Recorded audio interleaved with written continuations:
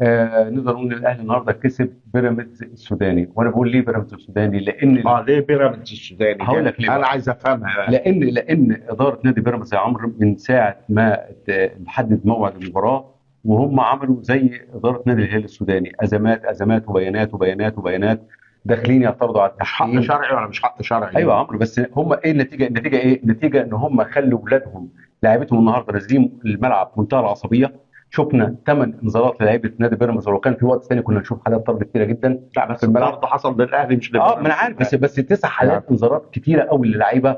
يعني بيراميدز يعني تقريبا كان باقي احمد الشناوي بس ما خدش انذار، وعبد الله سعيد طلع مصاب، الباقي كلها خد انذارات، حتى سامي عيسى اللي كان لسه نازل. فانا شايف ان اداره نادي بيراميدز للاسف الشديد خدت نهج سيء جدا مع نهائي الكاس. شغلت الراي العام كله بقصص لا طائله لها، تهديد بالانسحاب الاستثمار، وده ما كان امر مرفوض جدا ان هم يهددوا بسحب الاستثمار لمجرد ان الحكم مصري وكده. وده كان امر كان مزعج جدا. هم بالفعل طب دخلونا انا في ازمات ممكن كبيره ارد كده. عليك؟ لان عمرو انا هي اخد الفكره بس طرف الفكره إيه؟ انا لا بيراميدز. بس لا انا الفكره بيراميدز بس. ارد انا بس عليك. قبل اقول لكم، بس عايز اقول لكم بس ان بيراميدز والزمالك اخر 3 مباريات لبيراميدز والزمالك، بيراميدز ما طلعش حكام الزمالك اجانب. ماله بالكوره؟ لا، انا يا عمرو بضرب مثال بس، ان بيراميدز مع الزمالك اخر 3 مباريات كان حكام مصريين. مباراه الزمالك وبيراميدز اخر مباراه كان حكم محمد عادل وانتهى 0-0 في الدوري. كان قبليها الزمالك وبيراميدز في نصف نهائي كاس مصر، وبيراميدز كسب 4-3، كان الحكم محمود البنا. الزمالك وبيراميدز الزمالك كسب 1-0، كان ابراهيم نور الدين. تمام. وما شفناش خلصت ازمه ولا كلامك. اعترضوا ولا قالوا مش عارف عايزين حكم اجنبي قدام الزمالك ولا اي تمام حاجه خالص. تمام. جم المره دي بقى فاجئونا بقى قبل المباراه باسبوع، عشنا دراما وانسحاب استثمار ومش عارف حكام اجانب ومش عارف ايه وبتاع وقصص لا تطاق. المشكله دي اثرت بطريقه مباشره جدا جدا على لعيبه بيراميدز، خلتهم نزل الملعب النهارده كان منتهى العصبيه. شفنا رمضان صبحي في بدايه المباراه كان لعيب عصبي جدا جدا جدا، وعمل اكتر من فاول صعب جدا مع لعيبه النادي الاهلي. كان ممكن ياخد طرد بدري جدا، يعني كان ممكن عمل مع رامي ربيعه كره صعبه جدا، وبعد كده عمل فاول تاني مع لعيب تاني في النادي الاهلي. كان ماشي واضح عليه العصبيه. ماشي. فانا بقول لكم ان اداره نادي بيراميدز عملت نفس النهج اللي عملته اداره نادي الهلال السوداني قبل ما تلعب النادي الاهلي، تحتج على التحكيم وتحتج على ارضيه الملعب وتحتج مش عارف على ايه، والنتيجه الاثنين خسروا. الاهلي طلع الهلال السوداني من دوري ابطال افريقيا، وحرم بيراميدز من كاس مصر. اتفضل يا عمرو. تمام. كلام جميل جدا وحلوه الفكره اللي قالها علاء دي، ان شبه اداره بيراميدز باداره الهلال السوداني. بس انا عايز اقول سواء الهلال سواء بيراميدز هم ليه بيطلبوا حكام اجانب؟ لان عارفين ان الحكام بيظلموا الفرق اللي بتلعب النادي الاهلي. طب ده اخر الموضوع. طب اخر مباراه ثانيه بحكم واحده اجانب بس يعني كسبت اكمل لك. 0. لا، ثانيه عشان واحده. بس عشان نطلع على طول. اخر مباراه اهلي وزمالك، اهلي وبيراميدز بحكام اجانب، هي كسبت 0. طب هم ما اعترضوش؟ والحكم النهارده اكسب ضربهم. اكسب الحكم بحكم. الحكم ضربهم ضربه جزاء الاهلي ما حسبهاش. ضربه جزاء لا، للاهلي. انا بقول لك يعني ده فيها كوره تخطط المرمى والحكم ما فين حسبهاش التحتيه. ولا رجع للفار ولا حد خلينا في الكوره قليل، حسب ضربه جزاء مباشره يا عمرو ورجع فيها. اي بص. ضربه والحمد الجزاء لله اللي ان في رجع فار. فيها جاء الفار والحمد لله. ووضحها. انا اشوف عمرو لو انت كنت ضد فكره الفار دي، بس الحمد لله ان الفار كان موجود. اه طبعا طبعا مهم جدا الفار انه يرجع. مش هنتقدم خطوه ونرجع خطوه لورا. بالظبط الفار بالظبط. لازم يستمر. دي حاجه. الحاجه الثانيه ان بيراميدز النهارده اتظلم تحكيميا جدا، لكن يا بعيدا عن التحكيم وبعيدا عن ده الاهلي اللي فاز استحق. انا بتكلم بمنطق. الاهلي طالما فاز هو استحق، والاهلي لعب على المكسب. بيراميدز بشكل عام انا شايف خسارته بسبب باتشيكو مدرب فقير فنيا. انا من وجهة نظر باتشيكو النهارده انت بتلعب النادي الاهلي في نهائي كاس، لازم تلعب مهاجم. انت بتدافع، قاعد يدافع لغايه الدقيقه 75. لغايه الدقيقه 75 الاهلي وبيراميدز ما شفناش هجمات حقيقيه، شايفين مباراه فقيره فنيا جدا. حتى الدقيقه 75 مباراه فقيره جدا لحد دقيقه فنيا. 72 لما من لحد دقيقه 72 لحد ما بيراميدز جاب الجول الاولاني. لغايه والاهلي 72 تعادل في 74. بدات من الدقيقه 72 يبدا نشوف نوعا ما في كوره. لكن بشكل عام ما ينفعش مدرب جبان، مع كامل احترامي لباتشيكو انا بعتبره مدرب جبان جدا، لانه لاعب الاهلي مدافع. بتدافع ليه قدام النادي الاهلي؟ انت عندك سكواد رائع، عندك لعيبه على الورق. سكواد بيراميدز على الورق اقوى من سكواد النادي الاهلي على الورق، لكن تعال على ارض الملعب الاهلي كان افضل. انا بكلمك بامانه شديده. بمناسبه باتشيكو يا عمرو بقى، دي باتشيكو بقى يا سبحان الله، يعني الراجل مشي من الزمالك لا بسبب قضيه القضيه ممكن. النهارده يخسر لا لا برضه لا قدام مش الاهلي. يكسب. لا لا لا لا ما هو مش خسر نهائي دوري اول ابطال مباراه افريقيا. كانت ليه القاضيه دي ايه؟ اللي انتوا بتقولوا عليها القاضيه دي. ايوه مش كان سبب رحيله لا اول مباراه ليه ده. ايوه طيب يعني الراجل يعني اول مباراه يقود الزمالك فيها. طب اول مباراه اهلي وزمالك الراجل خد القضيه ممكن ومشي من متعه بقى، يرجع هنا عشان يرجع بيراميدز، يرجع مصر ويدرب بيراميدز عشان ياخد ايه قضيه ثانيه. لا لا مش قاضيه ولا حاجه دي 105 يا عمرو، دي 105 المشكله. قضيه ثانيه. هو الماتش بيخلص قبل ميعاده مش لا ميعاد. ما دي قضيه، ما دي جول تاني ده نهى الماتش. بس تقعدوا تكبروا في الموضوع. كنتوا بتحزقوا طول المباراه. بس والله الراجل ده صعبان عليا والله. باتشيكو اي قذيفه جاءت يا باتشيكو. بس عايز اقول لك على حاجه. المره دي كانت اول مره كانت من وجدي قفشه، المره دي جت براس مين؟ راس حمدي فتحي. برضه راجل موعود بالقضيه. ماشي بس عايز اقول لك على حاجه. باتشيكو يستحق ان يخسر في المباراتين لان الزمالك كان كفته اقوى من الاهلي في الماتش اللي انت بتقول عليه قضيه ممكن ده. الزمالك كان كفته اقوى وكان ممكن يكسب، لكن باتشيكو الجبان لعب مدافع برضه قدام الاهلي وخسر في اخر المباراه. نفس اللي حصل النهارده. باتشيكو الجبان لعب بطريقه دفاعيه قدام النادي الاهلي لانه مدرب جبان دافع. اي حد بيلعب قدام الاهلي يا عم بيلعب دفاع، اي حد بيلعب قدام الاهلي بيلعب دفاع. لا مش حاجه اسمها كده. كل الانديه بتلعب دفاع قدام النادي الاهلي. ايه يا عمرو؟ امال الخمسه والخمسه دول كانوا ايه؟ دول الخمسه وخميسه دول كانوا ايه؟ كانوا برضه بيدافعوا. الخمسه دي يا عمرو هو سان داونز كل مره اقول الخمسه اقول الخمسه اللي خدتوهم انتم من الاهلي يا عمرو. مبروك مبروك الخمسه والخمسه. كهربا مش خاين زي وداد وجمهور الاهلي سداد. وداد اللي هي مين بقى؟ اللي هي بتاعت جعفر العمده مش كده؟ طبعا. وداد اللي هي جعفر العمده اللي هي كانت سيد جوزها. ايوه وراحت اتجوزت الثاني ده فتح الله. يمكن جمهور الزمالك كان اطلق على كهربا وداد. لا يا راجل لا بس هو كان قبل كده. فهو جمهور الاهلي بيرد بيقول له لا جمهور بس انا بيقول له كهربا مش زي وداد. بقول لك لما بقيت كهربا مش خاين زي وداد جمهور الاهلي سداد. يعني حاجه طريفه جدا يعني بصراحه. يعني الحاجات الطريفه الربط الرائع ده يعني فعلا ربط جميل. لا وسبحان الله عملوا له يافطه والنهارده الراجل يعني جاب جون التعادل النادي الاهلي في توقيت رائع رائع رائع. اعتقد عمرو لو كان الهدف اتاخر كانت هتبقى مشكله. مشكله النادي الاهلي انه يتعادل بعد 60 يعني 120 ثانيه زي ما بقول دقيقتين بس يتعادل. فده كان شيء رائع جدا جدا. فده شيء كويس جدا يعني. يمكن كمان من الطرف النهارده يمكن انا كنت سمعت انا عايز اتكلم على محمد عبد المنعم اللي يعني محمد عبد المنعم مدافع كويس جدا وانا بحب طريقه اداؤه واسلوب اداؤه. لكن ليه يا محمد عبد المنعم تكلف فرقتك انك تطرد؟ لو الحركه اللي انت عملتها دي تمت قبلها بشويه كنت هتكلف فرقتك. الوقت الاصلي كان ممكن الاهلي يلعب الوقت الاضافي كله تخسر. ليه تخسر فرقتك؟ واكبر راجل يعني تغييرات كمان. انت لاعب صغير وصاعد وواعد وكويس جدا لكن عصبي جدا. انا شايفه في الفتره الاخيره عصبي جدا في الملعب زياده. عصبي زياده وبيحتك بالحكام وبيتكلم مع الحكام. طب ما انت يا ابني عارف ان في فار يعني هيشوفك لو ضربت بوكس ولا بتاع. خسرت ناديك بشكل مش كويس. لا خليته يلعب في اخر دقايق على اعصابه ب 10 لعيبه وبيراميدز ب 11. صحيح الوقت كان ضيق بس لا طب ممكن تكلف فرقتك. مشكله ليه؟ وحسين شحات انقذ كوره من خط المرمى. المفروض كان ده مكان كان ده المفروض المكان اللي حسين شحات انقذ منه الكوره دي. كان المفروض ده مكان محمد عبد المنعم. يعني المفروض كان محمد عبد المنعم طبعا. لكن محمد عبد المنعم طرده النهارده طرد مباشر. هيقف 3 مباريات حسب لوائح الاتحاد المصري. الطرد المباشر او عقوبه الطرد المباشر 3 مباريات. يعني محمد عبد المنعم مش بس كلف الاهلي النهارده حط النادي الاهلي في مأزق كبير جدا، لا كمان هيغيب 3 مباريات طبعا. وطبعا النادي الاهلي 3 مباريات هيكونوا في الدوري لان الكاس خلاص خلص. محتاج يعني وكده الاهلي طبعا عمل موعد مع الزمالك يوم 5 على كاس السوبر في الامارات. فمن دلوقتي بيقول ايه؟ بحلم بيك انا بحلم بيك يوم 5 انا مستنيك يعني ان شاء الله يوم 5 يعني كالعاده. كالعاده يبقى هنكسبكم كالعاده يا عمرو. بطل الدوري هيكسب بطل الكاس طبيعي يعني. بطل الدوري. طب ما كسبش ليه المره اللي فاتت بطل الدوري؟ انتوا المره اللي فاتت كنتوا لا دوري ولا كاس. طب ماشي كنتوا بتلعبوا كوس الله. يعني احنا ولا دوري ولا كاس ورغم ذلك كسبناكم. الاهلي بيلعب كوس على طول.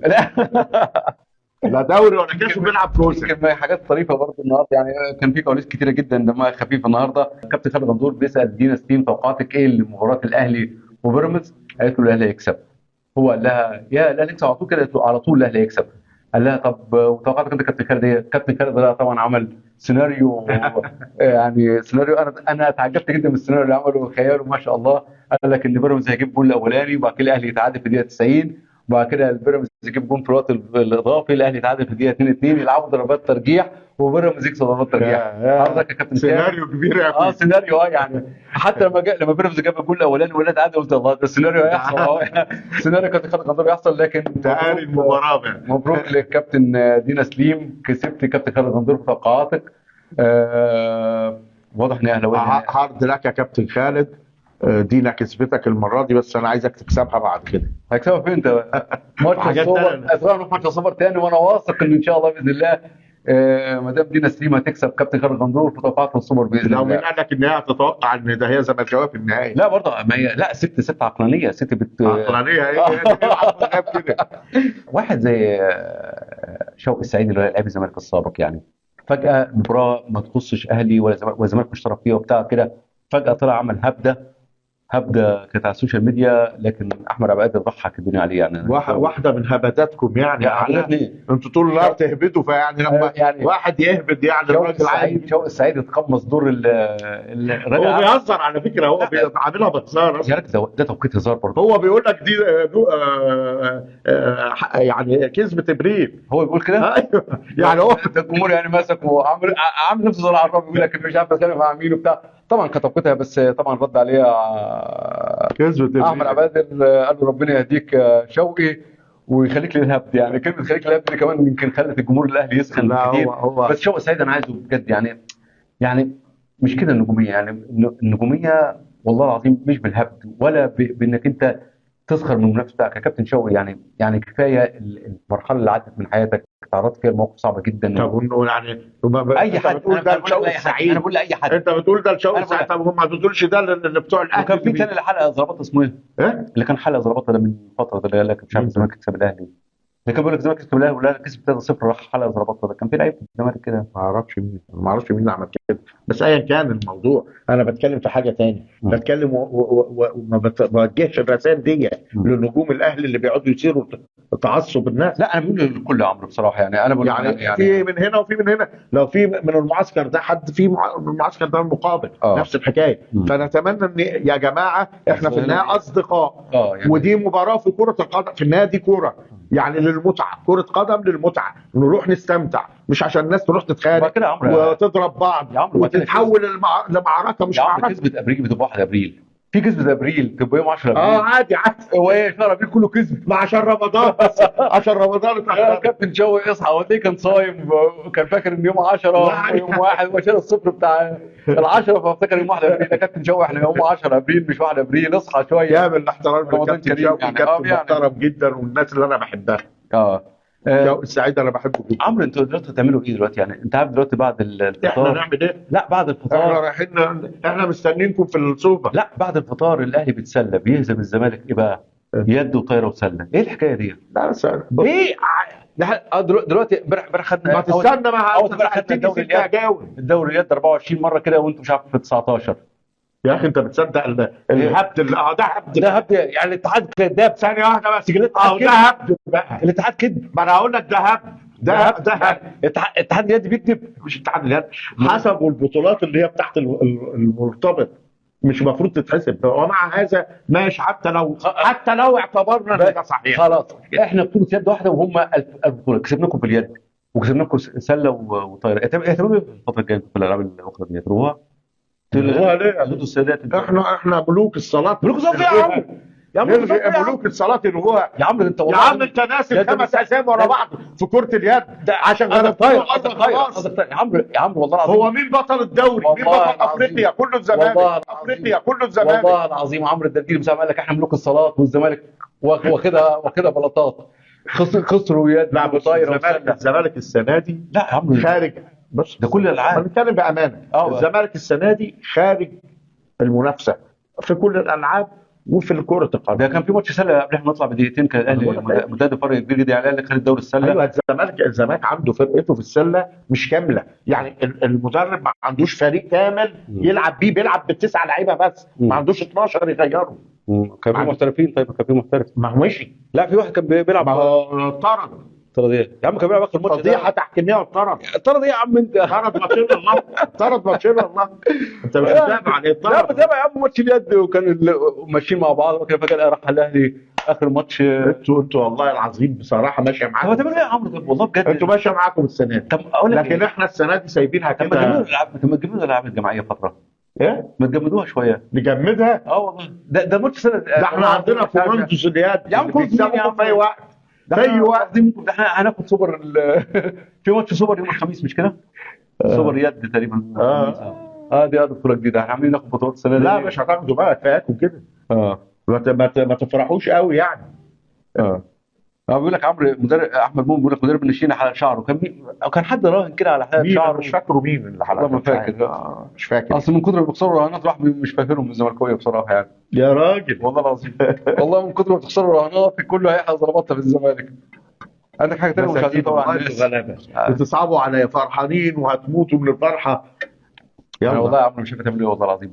طب هتعملوا ايه والله؟ يعني لغيتوا وجمدتوا فرق النسائيه، هتجمدوا فرق الرجال خلاص ولا ايه؟ ليه ما جابتش حاجه؟ احنا هنلعب، احنا في انتوا الملعب. واخدين 5 هزايم احنا ورا بعض موجودين في الملعب. السله مش عارف احنا مش لا السله احنا بعاد السنه دي جدا. طب والطايره 5 هزايم ورا بعض الطايره. والطايره برضه بعاد مش هتكسب، لان واليد برضه الاهلي عنده محترفين وانت ما عندكش محترفين، فبالتالي في فرق. لا احنا طايره وسله السنه دي خارج الخدمه.